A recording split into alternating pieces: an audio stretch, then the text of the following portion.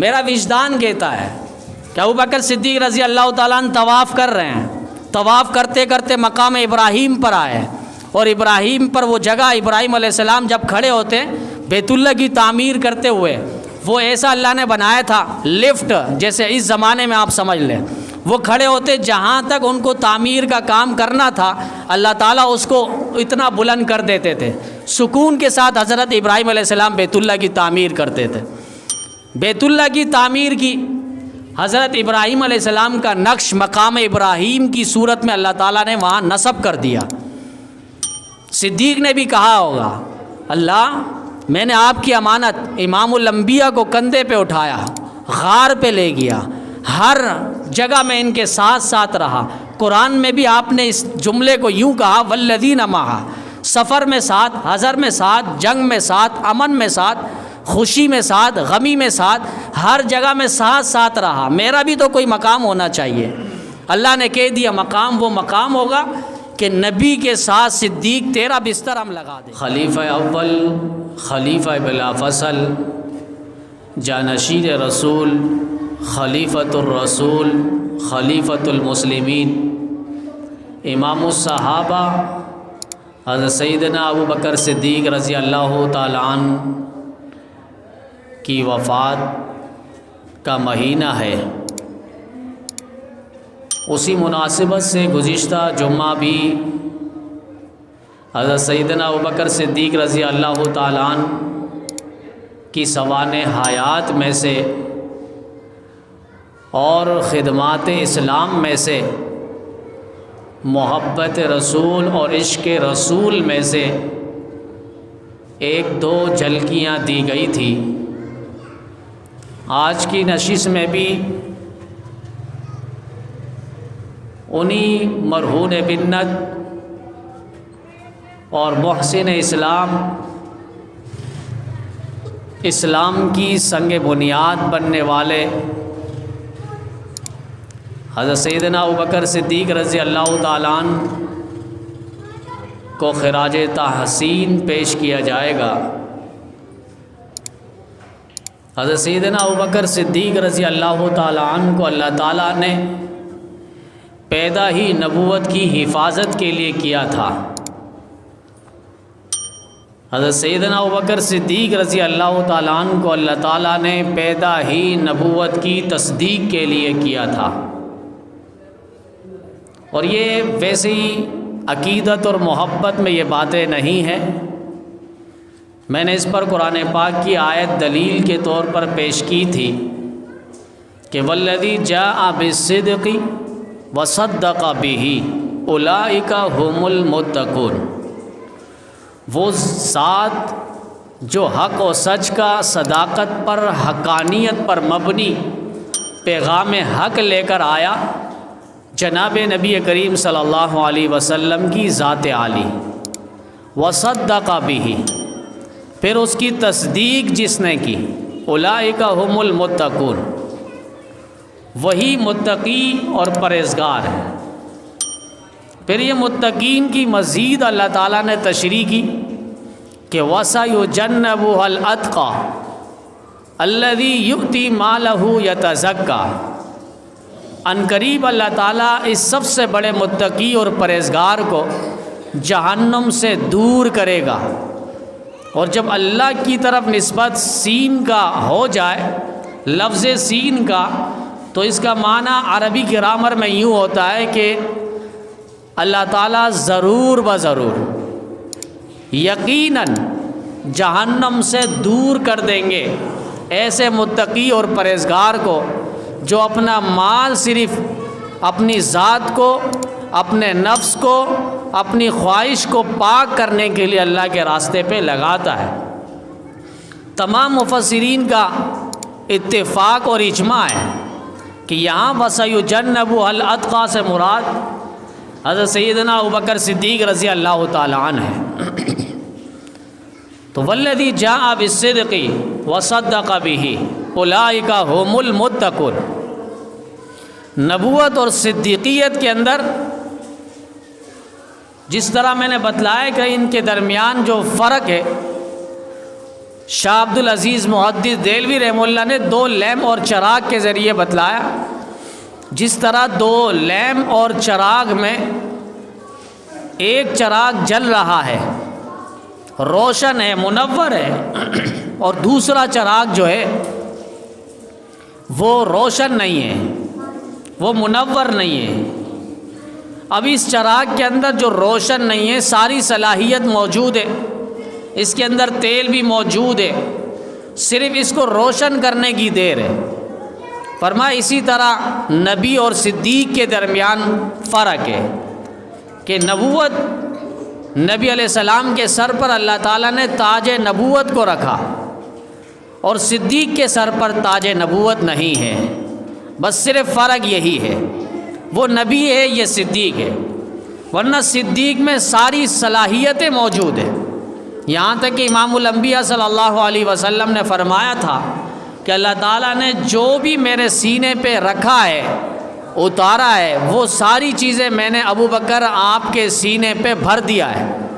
علم اگر میرے سینے پر تو وہی علم ابو بکر تیرے سینے پر، جو علم میرے سینے پر وہی علم ابو بکر تیرے سینے پر، جو برد باری میرے سینے پر وہی برد باری ابو بکر تیرے سینے پر، جو اخلاق میرے سینے پر وہی اخلاق ابو بکر تیرے سینے پر ہے۔ میرے سینے پر اللہ تعالیٰ نے جو چیز ودیعت فرمائی وہی چیز ابو بکر میں نے تیرے سینے پر بھر دی ہے۔ یہ نبی فرما رہا ہے۔ نبی اور صدیق میں فرق صرف اتنا ہی سمجھ لیں، ہر موقع پہ نبی علیہ السلام کے ساتھ ساتھ رہنے والے ہیں، ہر حضر ہو، سفر ہو، جنگ ہو، امن ہو، گھر کے معاملات ہو، باہر کے معاملات ہو، ذاتی معاملات ہو، ہر موقع پہ ابو بکر صدیق نبی علیہ السلام کے ساتھ ساتھ نظر آئے ہیں۔ تمام خواہشات، اپنی مزاج کو اور طبیعت کو ابو بکر صدیق نے نبی علیہ السلام کے مزاج اور طبیعت کے اندر ڈال دیا تھا۔ تبھی نبی علیہ السلام نے ایک تفصیل سے یہ حدیث موجود ہے، بلکہ اس سے پہلے ایک اور علامہ امام فخر الدین رازی رحمۃ اللہ علیہ وہ تفسیر کبیر کے اندر لکھتے ہیں کہ نبی کریم صلی اللہ علیہ وسلم نے ایک موقع پہ ابو بکر صدیق رضی اللہ تعالیٰ عنہ کو انگوٹھی دی اور کہا اسے لے جاؤ اور مصور سے کہو اس میں اللہ کا نام نقش کر دے، لکھ دے۔ حضرت سیدنا ابو بکر صدیق رضی اللہ تعالیٰ عنہ وہ انگوٹھی لے کر چلے گئے مصور کے پاس، دل ہی دل میں یہ خیال کر رہے تھے کہ یہاں ابو بکر صدیق رضی اللہ تعالیٰ عنہ چاہ رہے تھے کہ اللہ کی ذات کے ساتھ میں نبی علیہ السلام کا نام بھی لکھ دوں۔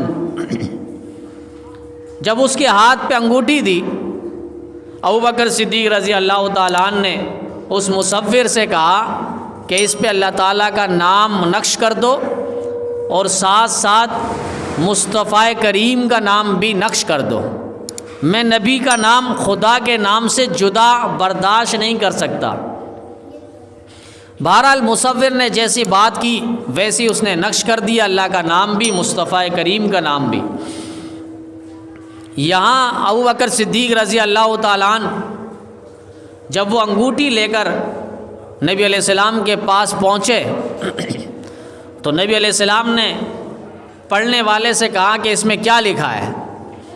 تو اس پڑھنے والے نے کہا کہ اس کے اندر آپ کا نام، اللہ کا نام اور ابو بکر صدیق کا نام بھی لکھا ہے۔ نبی علیہ السلام نے ابو بکر سے پوچھا، ابو بکر میں نے آپ کو صرف اللہ کا نام لکھنے کو کہا تھا، آپ نے اللہ کا نام لکھا لیکن اس میں میرا نام بھی لکھ دیا اور اس سے بڑھ کے آپ نے اپنا نام بھی لکھوا دیا۔ ابو بکر صدیق پریشان ہے اور کہا کہ آقا میں نے اپنا نام تو نہیں لکھوایا، ہاں یہ بات ضرور ہے کہ میں نے آپ کا نام لکھوایا تھا کہ میں آپ کا نام اللہ کے نام سے جدا برداشت ہی نہیں کرتا۔ یہ بات چل رہی تھی، جبریل امین نبی علیہ السلام کے پاس تشریف لے کر آئے۔ نبی علیہ السلام ابو بکر کو دیکھ کر مسکرا رہے ہیں ابو بکر حیران ہوئے، آقا مسکرا رہے ہیں، خیریت؟ کا جبریل پیغام لے کر آیا اور کہا کہ عرش کا مالک کہہ رہا ہے ابو بکر نے صحیح کیا، ابو بکر کا نام ہم نے لکھوایا کہ وہ جب میرے نام کے ساتھ مصطفیٰ کا نام جدا برداشت نہیں کرتا تو مصطفیٰ کے نام کے ساتھ ابو بکر کا نام بھی ہم جدا برداشت نہیں کر سکتے۔ اللہ بھی ابو بکر کو نبی علیہ السلام کے ساتھ ساتھ رکھنا چاہ رہے ہیں، اسی لیے تو نبی علیہ السلام نے انتقال کے بعد سب سے پہلے نبی علیہ السلام کے پہلو میں جو آرام کرنے کے لیے آئے وہ سیدنا ابو بکر صدیق رضی اللہ تعالیٰ عنہ۔ علامہ اقبال نے اس کو یوں ہی کہا تھا کہ پروانے کو شمع، بلبل کو پھول، بس صدیق کے لیے ہے خدا کا رسول بس۔ یہ ایک جملے کے اندر ساری باتیں آ گئی۔ صدیق کو اور کوئی چاہت ہی نہیں ہے، اور کوئی مرضی ہی نہیں ہے، اور کوئی خواہش اور پسند ہی نہیں ہے۔ جب نبی علیہ السلام نے 3 پسند چیزیں ذکر کی، حبب الی من الدنیا ثلاث، کہ مجھے دنیا کے اندر 3 چیزیں پسند ہیں۔ نمبر 1 النساء، الطیب والنساء وقرۃ عینی فی الصلاۃ۔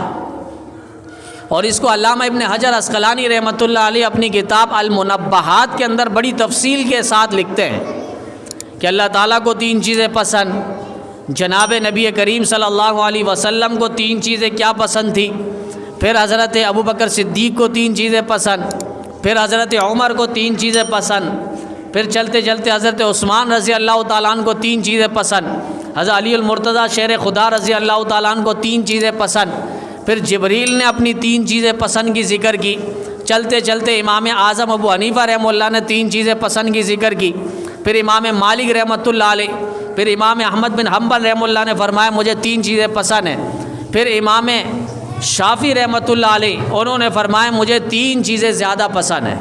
بہرحال اس پر کبھی تفصیلی بات ہوئی تھی، 3 پسندیدہ چیزوں کو ہم نے ایک جمعے میں عنوان ڈالا تھا۔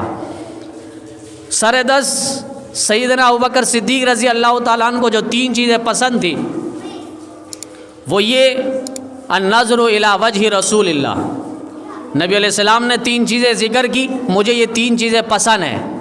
پھر ابوبکر صدیق رضی اللہ تعالیٰ عنہ نے فوراً فرمایا آقا مجھے بھی 3 چیزیں پسند ہیں۔ کہا وہ کیا؟ النظر الی وجہ رسول اللہ، کہ نظر میری ہو، چہرہ مصطفیٰ کریم آپ کا ہو، وَأَن يَكُونَ انفاق مالی علی رسول اللہ، اور مال میرا ہو آپ کی ذات پہ خرچ ہو، وَأَن يَكُونَ بِنْتِي فی بیت رسول اللہ، میری بیٹی ہو نکاح میں آپ کے جائیں۔ اب آپ دیکھیں ساری چیزیں، تینوں چیزوں میں جو ہے مطمع نظر، چاہت اور پسندیدہ وہ نبی کریم صلی اللہ علیہ وسلم ہے۔ ابوبکر صدیق یوں بھی کہہ سکتے تھے کہ مجھے 3 چیزیں نہیں، مجھے 1 چیزیں پسند ہے، وہ آپ ہی ہے، لیکن موافقت نہیں رہتی، مماثلت نہیں رہتی، برابری اور یگانگت یہ نہ رہتی۔ تو ابوبکر صدیق ایسا نہ ہو بے ادب کا پہلو سامنے نظر آتا، یہاں نبی علیہ السلام 3 چیزیں ذکر کر رہے ہیں اور ابوبکر صدیق کہتے مجھے 1 چیزیں پسند ہے۔ ابوبکر صدیق نے اسی کو 3 شمار کر کے کہہ دیا کہ مجھے 3 چیزیں پسند ہیں، اور وہ یہ کہ میری نظر ہو، میری نگاہ ہو، آپ کو دیکھتا رہو، میرا مال ہو آپ کی ذات پہ خرچ ہوتا رہے، میری بیٹی ہو وہ آپ کے نکاح پر جائے۔ ابوبکر صدیق رضی اللہ تعالیٰ عنہ کی یہ تینوں خواہش اللہ تعالیٰ نے پسند فرمائی۔ دیکھا جائے تو ایک ہی چیز ہے، مطمع نظر، ٹارگیٹ، اور جو پسندیدہ شخص ہے وہ جناب نبی کریم صلی اللہ علیہ وسلم ہے، لیکن گما کے کہہ رہے ہیں کہ نگاہ میری ہو، آقا چہرہ آپ کا ہو، ایسے نہیں ہے۔ ایک موقع پہ ابوبکر صدیق رضی اللہ تعالیٰ نے اپنی آنکھوں کو مسل رہے تھے زور زور سے، قریب شخص نے دیکھ لیا اور اس نے کہا ابوبکر کیا کر رہے ہو، اتنی تیز آنکھوں کو مسل رہے ہو؟ تو انہوں نے کہا کہ اس کو میں سزا دے رہا ہوں۔ سزا کس بات کی؟ کہ جب یہ نبی علیہ السلام کے سامنے ہوتا ہے تو وہاں پر یہ پلک کیوں جھپکتا ہے، یہ آنکھیں بند کیوں ہوئی ہے، نبی علیہ السلام کو دیکھتے ہوئے اس کی پلک کیوں جھپکی ہے، اس لیے میں اس کو سزا دے رہا ہوں۔ یہ ایسے لوگ تھے اتنی ان کے اندر محبت اور اتنا جذبہ عشق ان کے اندر تھا۔ ایک موقع پہ نبی علیہ السلام کو دروازے سے دیکھا، چلے گئے۔ راستے میں کسی نے پوچھ لیا، ابوبکر دروازے سے ہو کر آ گئے؟ کہا بھوک لگی تھی، کئی دن سے فاقہ تھا، کچھ کھایا نہیں تھا، چہرہ مصطفیٰ دیکھنے کے لیے آیا تھا، اور نبی علیہ السلام کا دیدار ہو گیا، ساری بھوک ختم ہو گئی۔ اتنا ایمان تھا، النظر الی وجہ رسول اللہ، نگاہ میری ہو، چہرہ مصطفیٰ کریم کا ہو۔ آج غار ثور کے اندر اللہ تعالیٰ یہ تمنا، یہ آرزو اور خواہش پوری کروا رہے ہیں۔ صدیق اکبر رضی اللہ تعالیٰ عنہ کی ایک غار ثور ہے، ایک غار حرا ہے۔ اس پہ مختصر بات یوں سمجھ لیں، غار حرا جو ہے، نبی علیہ السلام نے بھی اعلان نبوت نہیں فرمایا تھا، بعثت سے پہلے نبی علیہ السلام غار حرا کے اندر جاتے اور کھانا وغیرہ ساتھ لے کر جاتے، وہاں پر کئی دن تک نبی علیہ السلام عبادات کرتے تھے۔ اب وہ عبادات جو ہے کس کیفیات پر تھی، اس پر اختلافی رائے موجود ہے۔ ابھی اعلان نبوت ہوا نہیں تھا، اللہ تعالیٰ نے قرآن اور اسلام بھیجا نہیں تھا۔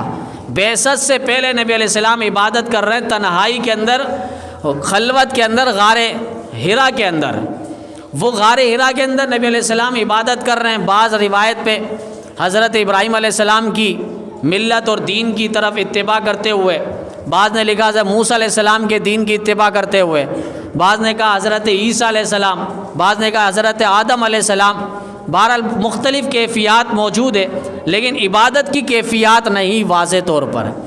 ہاں اتنی بات ہے، نبی علیہ السلام اللہ کی خلقت کے اندر، اللہ کے اس بناوٹ کائنات کے اندر غور و فکر کیا کرتے تھے، تنہائی کے اندر اللہ تعالیٰ کی عبادات کر رہے ہیں۔ اس جگہ کا نام غار حرا ہے۔ ایک غار ثور ہے، اور غار ثور میں نبی علیہ السلام کو اللہ تعالیٰ کی طرف سے حکم ہونا تھا، اور اس کے بعد نبی علیہ السلام نے غار ثور سے مدینہ طیبہ جانا تھا، جس کو ہجرت والی رات کہا جاتا ہے۔ اور یہ ہجرت والی رات عجیب و غریب کہانی ہے، اور اس کہانی کو اللہ تعالیٰ کے قرآن پاک کے اندر ذکر کیا ہے۔ اذ اخرجہ الذین کفروا ثانی اثنین اذ ہما فی الغار اذ یقول لصاحبہ لا تحزن ان اللہ معنا۔ یہ غار ثور کا واقعہ، ہجرت کا واقعہ اللہ تعالیٰ قرآن کریم کے اندر ذکر فرما رہا ہے۔ تو آج جتنی بات ہوگی یہ قرآن و حدیث کے آثار صحابہ کے دائرے میں رہ کر بات ہوگی، اور اس پر بھی ثواب ملے گا۔ بات سمجھتے ہیں یہ غار ثور کا واقعہ کون سے دین کی بات کر رہے ہیں؟ یہی تو اصل دین کا منبع ہے۔ نبی ہجرت کر کے مدینہ جا رہے ہیں، یہیں سے دین پھیلا ہے، پھر کفر کا نام و نشان مٹا ہے۔ دنیا کفر کو ملیا میٹ کیا گیا بدر کے مقام پہ، احد کے میدان پہ، پھر خندق کے میدان پہ، تبوک کے میدان پہ، پھر دشمن واپس پلٹ کے آیا نہیں ہے، اور جب آیا تو پلٹ کے واپس گیا بھی ہے۔ یہ ہجرت کا واقعہ، اس وقت یہ ہجرت کا جو فرض کے درجے پہ تھا، سارے صحابہ جن کو حکم تھا وہ جا چکے تھے، ابو بکر رہ گئے تھے، اور نبی علیہ السلام 100 ننگی تلوار، شمشیر بے نیام لے کر، قبائل کے بڑے بڑے سردار، تاکہ اگر ایک پر بات آئے گی تو مسئلہ کھڑا ہو جائے گا، 100 بڑے بڑے اگر آئیں گے ہم مارنے کے لیے جائیں گے، نبی علیہ السلام کا قصہ ختم کرنے کے لیے جائیں گے، 100 ننگی تلوار لے کر۔ نبی علیہ السلام کے پورے گھر کا محاصرہ ہوا۔ نبی علیہ السلام کو بذریعہ وحی اللہ تعالیٰ نے پیغام دے دیا، آپ نے یہاں سے نکلنا ہے، اور حضرت علی المرتضیٰ رضی اللہ تعالیٰ عنہ کو بلوایا، اور حضرت علی رضی اللہ تعالیٰ عنہ کو فرمایا کہ یہ میرے پاس امانتیں ہیں، مکہ والوں کی امانتیں۔ اب آپ دیکھیں کافر، مشرک، بے ایمان جو نبی علیہ السلام کی ذات اور نبوت کو ماننے کو تیار نہیں، لیکن اتنا مان رہے ہیں کہ یہ امانت پہ خیانت نہیں کرتے۔ بھائی تمہاری امانت پہ خیانت نہیں کر رہے ہیں تو اللہ کی امانت پہ وہ کہاں خیانت کریں گے؟ اس پر ایمان کیوں نہیں لاتے ہو؟ سب کچھ جانتے تھے لیکن مانتے نہیں تھے۔ مانتے کیوں نہیں تھے؟ ہماری چودراہٹ چلی جائے گی، ہماری ملکیت چلی جائے گی، ہمارا وڈیرا پن چلا جائے گا، اس نبی کے غلامیت کے اندر آئیں گے۔ انہیں معلوم نہیں تھا، کاش انہیں معلوم ہو جاتا تو انہیں یہ بھی پتہ چل جاتا بلال حبشہ سے آیا تھا، رنگ کا کالا تھا، ہونٹ بڑے تھے، لیکن دامن مصطفیٰ کے ساتھ جب وہ ٹچ ہوئے تو اللہ تعالیٰ نے اتنا مقام دیا. شب معراج نبی علیہ السلام جنت کی سیر کر رہے ہیں, جنت پہ چلنے کی آواز آ رہی ہے. جبریل یہ آواز کوئی کس کی ہے؟ ہم سے پہلے کوئی چل رہا ہے. تو جبریل نے کہا کہ آقا یہ آپ کا غلام سیدنا بلال حبشی رضی اللہ تعالیٰ عنہ ابھی زمین پہ اٹھے ہیں اور وہ 2 رکعت نماز پڑھنے کے لیے تہجد کے وقت وہ جا رہے ہیں. اتنا عمل, چونکہ جنت پہ جانے کے بعد انسان کی سماعت تیز ہو جاتی ہے اور دنیا کی آوازیں وہاں پہنچ رہی ہوتی ہے, ڈائریکٹ آواز. تو نبی علیہ السلام وہاں یہ آواز سن رہے تھے. دنیا کو اور جنت کو کمپیئر نہ کیا جائے, دنیا اور جنت میں بہت فرق ہے. جنت پہ جانے کے بعد انسان کی قوت سماعت, بصارت, گویائی وہ تیز ہو جاتی ہے. نبی علیہ السلام وہاں جا کر یہاں بلال حبشی کے چلنے کی آواز سن رہے ہیں. فتح مکہ کے موقع پہ بلال کو بلوایا, کہا کہ آؤ کعبے پہ چڑھ جاؤ, آج فتح کا اعلان ہوگا, اذان کی آواز ہوگی, صدا ہوگی, ندا ہوگی. حضرت سیدنا خوشی سے چپل اتارنے لگے. نبی علیہ السلام نے فرمایا نہیں بلال, چپل سمیت بیت اللہ کی چھت پہ چڑھ جاؤ. آج دنیا انسانیت کو ہم پیغام دیں گے کہ غلام کا یہ مقام ہوتا ہے کہ وہ جوتی سمیت بیت اللہ کی چھت پہ چڑھتا ہے. یہ مقام دیا ہے. ان لوگوں نے سمجھا کہ بس چودراہٹ چلی جائے گی, ہماری سرداری چلی جائے گی, اس نبی کے غلامی کے اندر آئیں گے. اولئک هم الوارثون, قرآن کریم کے اندر اللہ نے فرمایا کون سی چودراہٹ چلی جائے گی, کون سی سرداری چلی جائے گی. تمہیں تو ہم جنت کے وارث بنا رہے تھے. ابو جہل تم نے نہیں مانا, عتبہ تم نے نہیں مانا, ولید پلید تم نے نہیں مانا, نبی علیہ السلام کو پتھر وار کیے, تمہارے مقدر میں ہے ہی نہیں. اولئک هم الوارثون, یہی صحابہ ہے جو جنت کے وارث ہیں, جنت کے وارث. آبا و اجداد ہمارے چھوڑ کر آئے تھے آدم علیہ السلام, اور اس کے بعد ان کے بیٹے اس جائیداد کے وارث بنے, اور وہ بیٹے کنتم خیر امت اخرجت للناس تأمرون بالمعروف وتنہون عن المنکر. امت کے بہترین افراد صحابہ کرام رضوان اللہ تعالی علیہم اجمعین ہیں. اب یہاں ابوبکر صدیق رضی اللہ تعالیٰ عنہ, نبی علیہ السلام نکل رہے ہیں گھر سے, اور کہا کہ امانتیں, حضرت علی سے فرمائیں کہ آپ یہ امانتیں صبح ہو کر دے دیجئے گا, میں نکل رہا ہوں. اب آپ دیکھیں, ایک طرف نبی کی امانت ہے علی کے پاس, اور ایک طرف اللہ کی امانت ہے جو صدیق کے پاس جا رہی ہے. یہ امانت نبی علیہ السلام باہر نکلے سورہ یاسین کی تلاوت کرتے ہوئے, پڑھتے یاسین والقرآن الحکیم انک لمن المرسلین علی صراط مستقیم تنزیل العزیز الرحیم لتنذر قوما ما انذر آباؤهم فهم غافلون لقد حق القول على اکثرهم فهم لا یؤمنون انا جعلنا فی اعناقهم اغلالا. یہاں تک پہنچ کے نبی علیہ السلام نے مٹھی بھر مٹی ان کے اوپر مار دی, وہ سارے آنکھ مسلنے لگے. نبی علیہ السلام ان کے درمیان سے نکل گئے. اب یہ سارے شمشیر بے نیام لے کر 100 بڑے بڑے کفار کھڑے تھے نبی علیہ السلام کو گرفتار یا قتل کرنے کے در پہ. آج قصہ ختم کرنا تھا, لیکن جسے اللہ رکھے اسے کون چکے. اب وہ دروازہ انہوں نے پیٹا, جب دیکھا نبی علیہ السلام باہر ہی نہیں نکل رہے. صبح ہوئی, دیکھا بستر پہ نبی نہیں علی ہے. حضرت علی کو بلوایا اور کہا کہ نبی کہاں گئے. حضرت علی نے فرمایا جہاں جانا تھا. انہوں نے کہا کہاں جانا تھا. جہاں چلے گئے. کہاں چلے گئے. کہا جہاں جانا تھا. کہاں جانا تھا. جہاں چلے گئے. وہ حضرت علی کے جواب ایک بھی نہ دے سکے.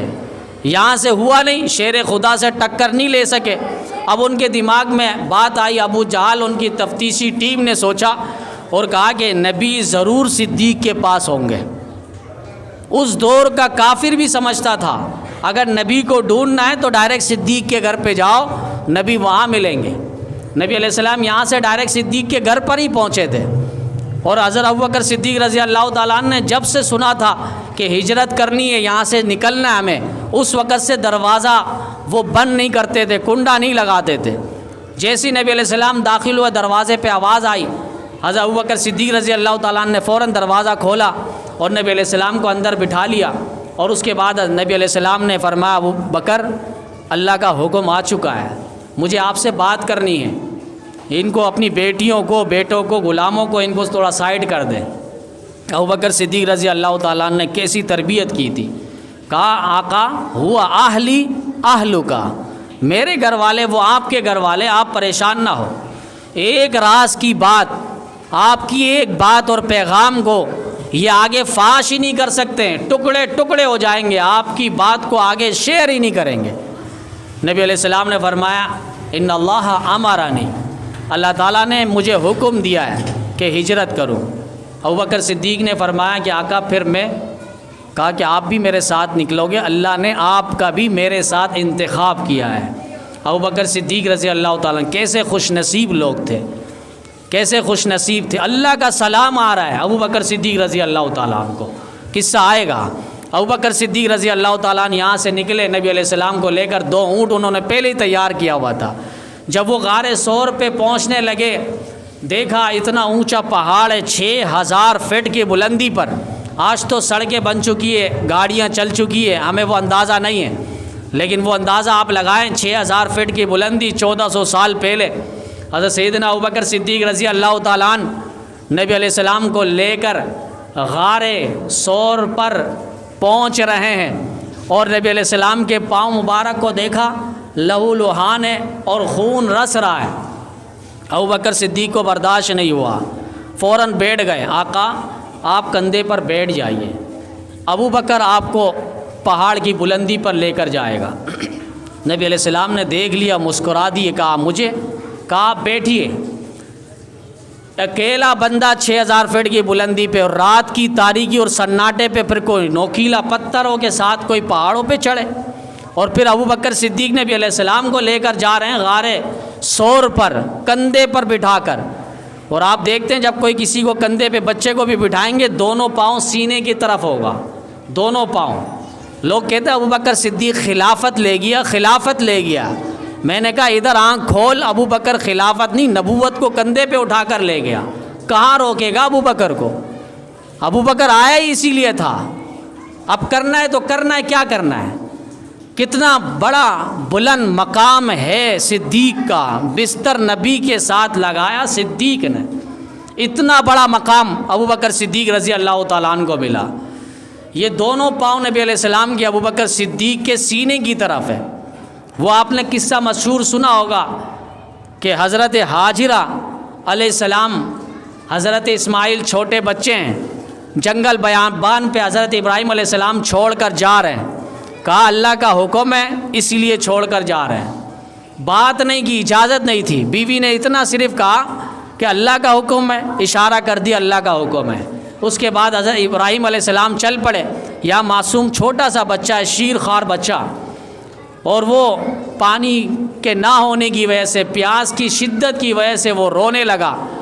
ماں کی ممتا ہے، ادھر بھی بلند ترین پہاڑ، ادھر بھی اونچا پہاڑ، کبھی ادھر بھاگ رہی ہے پانی کے لیے، کبھی ادھر بھاگ رہی ہے۔ قرآن کریم کہتا ہے بواد غیر ذی زرع، کوئی انسان نہیں، کوئی حیوان نہیں، کوئی گھاس نہیں، کوئی پرندہ نہیں، ایسے جنگل بیابان میں حضرت ہاجر علیہ السلام اور ان کے حضرت اسماعیل علیہ السلام چھوٹے بچے پانی کے لیے ادھر بھاگ رہے ہیں، ادھر بھاگ رہے ہیں۔ بالآخر انہوں نے دیکھا پانی کا چشمہ، وہ جو بچہ حضرت اسماعیل ایڑی رگڑ رہے تھے، اس ایڑی کی برکت سے اللہ تعالیٰ نے وہاں سے پانی زمزم نکال دیا۔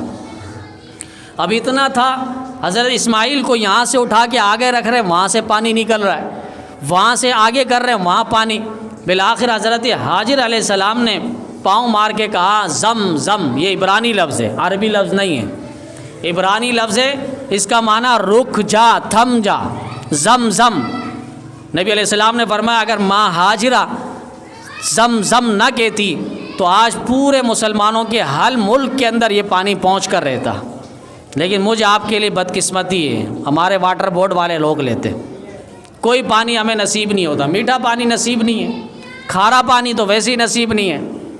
یہ ہمارے ساتھ یہاں بہت ظلم و ستم کا ایک ناروا سلوک کیا جا رہا ہے اس علاقے کے اندر بالخصوص، اور بالعموم پورے کراچی کے اندر اور پورے پاکستان کے اندر پورا آپ دیکھیں کالونی توڑا ہوا، ہر شخص جانتا ہے، مہنگائی عروج پر ہے، بجلی والے کے الیکٹرک والے اپنے ظلم اور بربریت پر پورے اترے ہوئے ہیں۔ جہاں 1000 روپے بل آنا ہے وہاں 3، 3.5، 5,000 روپے بل آ رہا ہے، جہاں 5,000 بل آ رہا ہے وہاں 25,000 بل آ رہا ہے۔ وہ کیا ہے؟ دوسروں کے کنڈے وہ جو بھرنے والے ان کو دیا جا رہا ہے۔ اتنا تو آپ سوچ لیتے یہ تو بل بھر رہے ہیں نا، ٹھیک ہے ان کو عزت سے سکون سے چلنے دو، اس کا یہ مطلب نہیں اس کا بھی گلا دبایا جائے۔ یہاں تک کہہ رہے ہیں کہ اس پی ایم ٹی کے جتنے پیسے اور قرض ہے تم اس پی ایم ٹی کے اندر ڈال لو تو ہم لوڈ شیڈنگ ختم کر دیں گے۔ یہ عجیب بدماشی ہے، کوئی قانون حرکت پہ آنے والا نہیں ہے۔ 1000 روپے کا بل وہاں 3000 روپے۔ پھر گیس والوں نے الگ شرارت کی، کئی شکایتیں آئی ہے، اب پورے علاقے کے اندر، پھر پورے شہر کے اندر، کراچی شہر کے اندر گیس کا لوڈ شیڈنگ شروع کر دیا۔ ہم نے 15 سالوں میں نہیں سنا تھا گیس کا بھی لوڈ شیڈنگ ہوتا ہے، سردی میں بھی بہانہ تھا۔ اب وہ کیا، وہ مشین والے کو کمپنی والوں سے ڈیلنگ ہو گئی، وہ مشینیں بک رہی ہے، پھر اسی طریقے سے بیٹری والوں سے ان کا لنک شروع ہو گیا، ان کمپنیوں سے مال کھا رہے ہیں، پھر یہ جو سلنڈر بھر کے گیس دے رہے ہیں ان کمپنیوں سے کھا رہے ہیں، پھر یہ اپنا جنریٹر چلا رہے ہیں ان لوگوں سے کھا رہے ہیں، یعنی ہر ایک سے کھا کر پھر بھی پیٹ نہیں بھرا۔ اب عوام کے گلے میں بھی 5 10 25 ہزار روپے گیس کا بل آ رہا ہے، جو ہم 200 300 400 500 روپے سنتے تھے۔ الامان والحفیظ، وہ مبارک دور تھا، مبارک زمانہ تھا، زمزم کہا پانی اسی وقت تھم گیا، اور حضرت حاجر نے اپنے بیٹے حضرت اسماعیل کو وہ پانی پلایا۔ آج وہ پانی اگر آپ وہاں سے لے کر آئیں گے، قدا ایک علاقہ ہے وہاں پر پیسے دینے سے وہ باقاعدہ بھرے بھرائے بوتلوں میں پانی وہ دیتے ہیں۔ وہ پانی کے اندر یہ خصوصیت ہے زمزم کے اندر، پورا سال آپ پیک رکھیں، نہ اس کا رنگ ذائقہ، نہ بو، نہ اس کے اندر کوئی تبدیلی، رنگ بو ذائقہ کسی چیز کے اندر تغیر اور تبدل نہیں ہے، پورے سال آپ پیک کر کے رکھیں۔ یہ زمزم کے اندر 5000 سال گزر گئے، 35 سال تو اس وقت، اس کے بعد 1450 سال، تقریباً 5000 سال گزر گئے، اب بھی آپ زمزم اٹھائیں تو اس کے اندر وہی کوالٹی خوبی موجود ہے۔ ایک نبی کی ایڑی لگی، زمزم نہیں بدلا، وہ نبی امام الانبیاء کی ایڑی لگ رہی ہے صدیق اکبر کے سینے پر۔ مجھے آپ بتائیں پھر یہ ہم دم کیسے بدلے گا؟ جب وہاں کا زمزم نہیں بدلا، اسماعیل نبی کی ایڑی لگی، تو یہاں امام الانبیاء کی ایڑی صدیق کے سینے پر لگی، تو صدیق جیسا ہم دم، ہم سفر کیسے بدلے گا؟ میرا وجدان کہتا ہے کہ ابوبکر صدیق رضی اللہ تعالیٰ عنہ طواف کر رہے ہیں، طواف کرتے کرتے مقام ابراہیم پر آئے، اور ابراہیم پر وہ جگہ، ابراہیم علیہ السلام جب کھڑے ہوتے بیت اللہ کی تعمیر کرتے ہوئے، وہ ایسا اللہ نے بنایا تھا لفٹ، جیسے اس زمانے میں آپ سمجھ لیں، وہ کھڑے ہوتے جہاں تک ان کو تعمیر کا کام کرنا تھا، اللہ تعالیٰ اس کو اتنا بلند کر دیتے تھے۔ سکون کے ساتھ حضرت ابراہیم علیہ السلام بیت اللہ کی تعمیر کرتے تھے۔ بیت اللہ کی تعمیر کی، حضرت ابراہیم علیہ السلام کا نقش مقام ابراہیم کی صورت میں اللہ تعالیٰ نے وہاں نصب کر دیا۔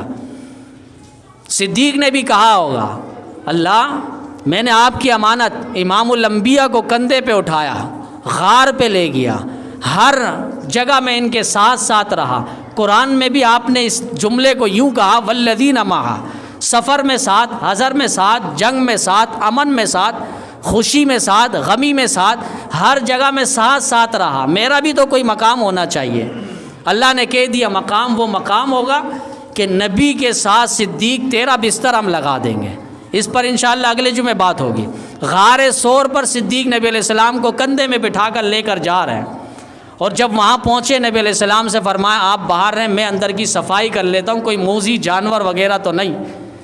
تصور کی دنیا پہ آپ جائیے، ذرا اس غار سور کا معائنہ، مشاہدہ اپنے دل و دماغ پہ تصور کیجئے۔ ابوبکر صدیق اندر داخل ہو رہے ہیں، غار کی صفائی کی، پگڑی اتاری، پھاڑ پھاڑ کے ایک ایک سوراخ کو بند کیا، پھر سوراخ باقی، کپڑا ختم، امامہ اور پگڑی ختم، جسم کا لباس قمیص اتارا ابوبکر صدیق نے، اور اس کو پھاڑا اور جگہ جگہ سوراخوں کو بند کیا، پھر ایک سوراخ باقی رہ گیا۔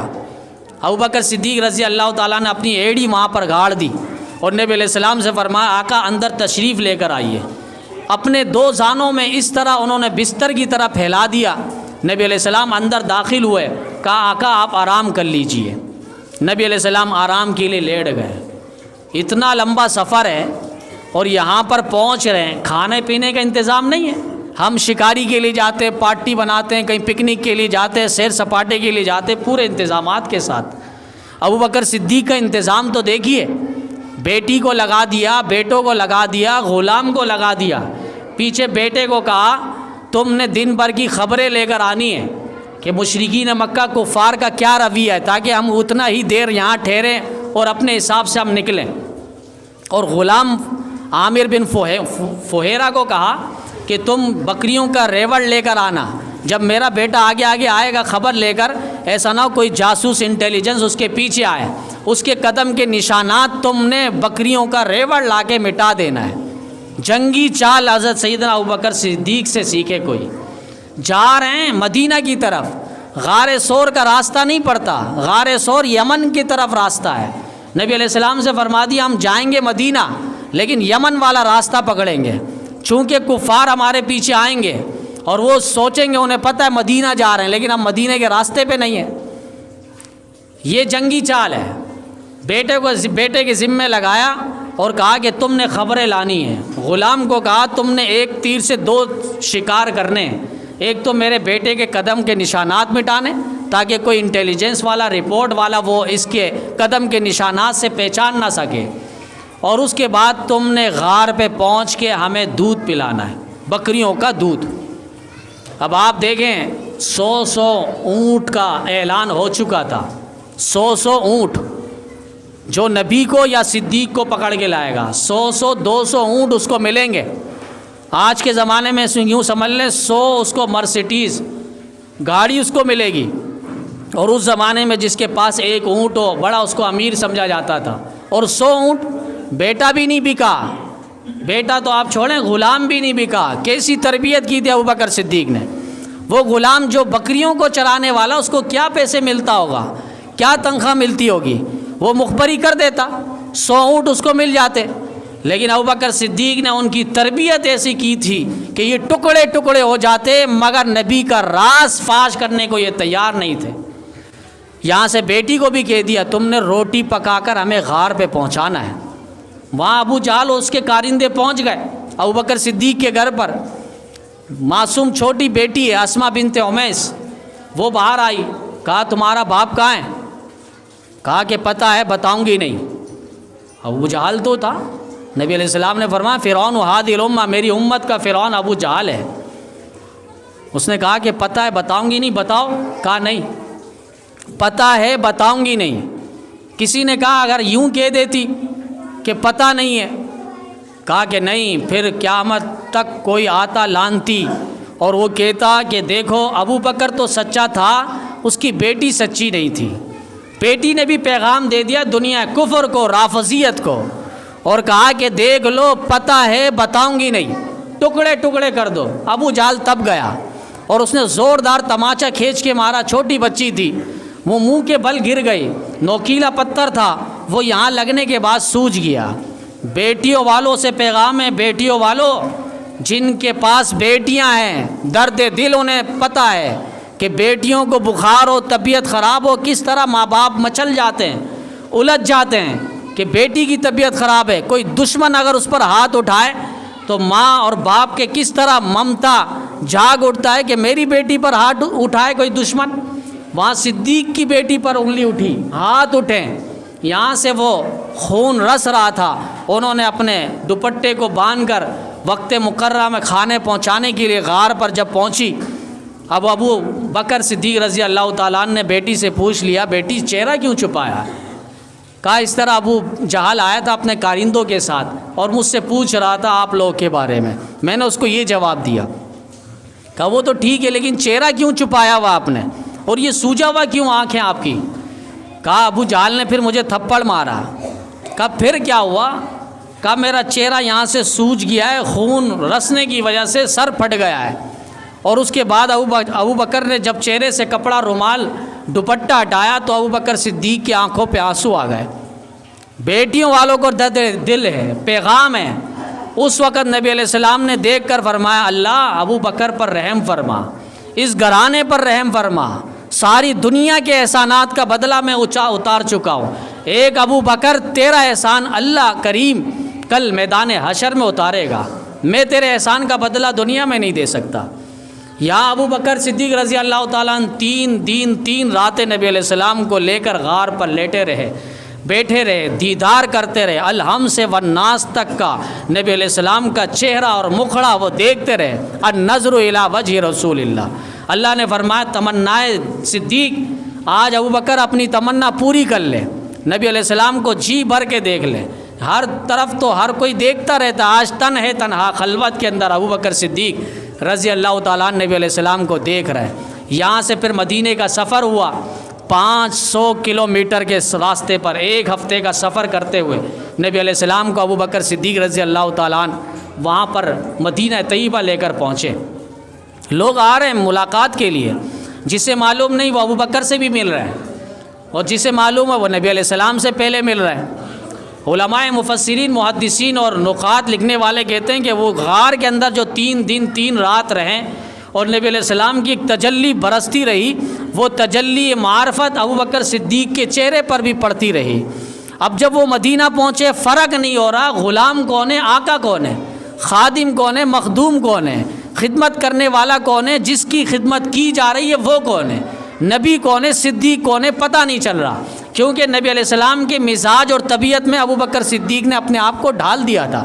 جس طرح نبی چلتے تھے صدیق بھی ویسے ہی چلتے تھے، جس طرح نبی بات کرتے تھے صدیق ویسے ہی بات کرتے تھے، جس طرح نبی اشارہ کرتے تھے صدیق ویسے ہی اشارہ کرتے تھے، جس طرح نبی پگڑی امامہ باندھتے تھے اسی طرح صدیق بھی باندھتے تھے، جس طرح نبی علیہ السلام کے امامہ کی یہاں سے ایک ڈھال جو ہے وہ ڈھیلا رہ گیا، ابو بکر صدیق کی پگڑی کا بھی ایک ڈھال وہ ڈھیلا رہ گیا۔ یہ فرق وہ محسوس نہ کر سکے۔ ابو بکر صدیق نے سوچا ایسا نہ ہو کہ یہ مجھے بھی سمجھ لے، فوراً وہ چادر لے کر نبی علیہ السلام کے سر پر کھڑے ہو گئے، اور تاکہ فرق واضح کریں، یہ آقا ہے میں غلام ہوں، یہ مخدوم ہے میں خادم ہوں، یہ نبی آخر الزماں ہے اور میں اس کا خادم ہوں، نوکر ہوں، چاکر ہوں۔ علماء محدثین فرماتے ہیں 1 منٹ کے لیے سایہ دیا، اللہ تعالیٰ نے قیامت تک گنبد خضرا کا سایہ صدیق اکبر کے مقدر میں کر دیا ہے۔ امام غزالی نے لکھا ہے نبی علیہ السلام نے صدیق اکبر سے فرمایا ابو بکر غار میں صرف 3 راتیں میری حفاظت کر لو، قیامت کی صبح تک میں تمہاری حفاظت کروں گا۔